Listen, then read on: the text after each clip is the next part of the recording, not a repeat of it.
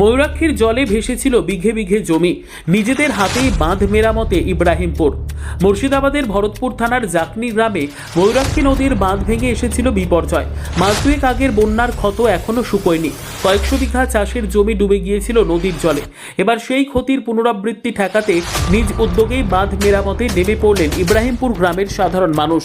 গ্রামবাসীদের অভিযোগ, বছরের পর বছর পঞ্চায়েত সদস্য জিসিবি মেশিন দিয়ে বাঁধের মাটি তুলে পাচার করেছেন। তাদের দাবি, এই অবহেলা ও দুর্নীতির ফলেই আজ চাষের জমির করুণ দশা। ফসল বাঁচাতে দিনরাত এক করে চলছে গ্রামবাসীদের লড়াই। স্থানীয়রা জানিয়েছেন, বাঁধ ঠিকভাবে মেরামত হলে ভবিষ্যতে আর চাষের জমির ক্ষয়ক্ষতি হবে না। কিন্তু যতদিন প্রশাসনের পক্ষ থেকে স্থায়ী সমাধান না হয়, ততদিন নিজেদের উদ্যোগেই চালিয়ে যাবেন লড়াই। এটা বাঁধানো হচ্ছে আমাদের জাগনি ওয়ার্ড, মানে ইব্রাহিমপুর বাড়ি আমাদের। এই যে জাগনির সামনে, মায়ের বাড়ির সামনে ভাঙলাটা ভেঙে গেছে।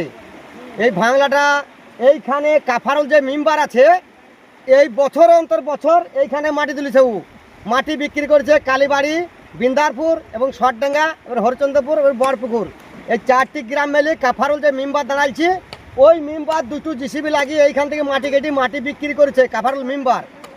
দিয়ে যে গাড়ির লিকটা আছে নদীতে, এই লিকটা নদীতে যে বাংলা ইটা ঘাটের মুখটা বাঁধেনি, ওই ঘাটের মুখটাতে পানিটা চলে গেছে। আর এখানটা ভাঙলা আছে, সমস্ত মাটি পুল ভাঙার মাটি কাফারুল মেম্বার এখানে মাটিগুলা কেটেছে, যে এখানে ভাঙলাটা ভেঙে গেছে। এবার আমাদের ছতরপুর পানিটা কোথায় পৌঁছেছে?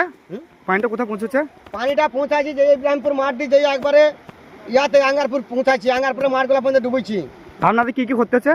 আমাদের এখন ক্ষতি হয়েছে, এখন তো ধান চাষ আছে, এখন ধানের চাষ আছে। ধানের চাষগুলা, ধান তোমার নিচে কাজ যে জমিগুলা সামান্য 100 বিঘে এরা জায়গা আছে।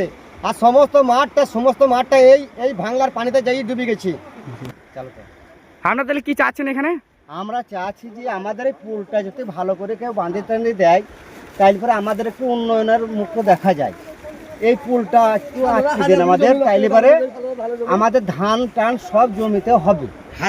আর যদি এইখানটা যদি না বাঁধানো হয়, তাইলে আঙ্গারপুর, ভরতপুর, আঙ্গারপুর, ছতরপুর, ইব্রাহিমপুর, বীরমপুর, এই সব গ্রামগুলো সব জলের তালে জমিগুলো ডুবে। কেউ এখানে সাহায্য করতে আসেনি? এখানে কোনো লোক সাহায্য, আজকে 10 বছর ধরে এই ভাঙলাটা খোলা আছে, কেউ সাহায্য, কোনো মেম্বার, কোনো প্রধান, ভিডিও? আমি ছিলাম না বাড়িতে, আমি ঠিক বলতে পারছি না। এখন বর্তমানে 10 বছর কাজ এখানে কেউ করেনি। ইব্রাহিমপুর, ছতরপুর, জাকনি। এটা আমরা কি চাচ্ছেন এখন? আমরা চাচ্ছি বানটা যাতে মেরামত হয়, আর আমাদের ইব্রাহিমপুর 1000 বিঘে জমি নষ্ট হয়ে যাচ্ছে, জলমগ্ন হয়ে যাচ্ছে। এই বানটা কত বছর হলো ভাঙা? প্রায় 5 বছর। কোনো প্রধান কোনো উন্নয়নের কোনো কাজ করে না, কোনো রকমের কাজ হয় না।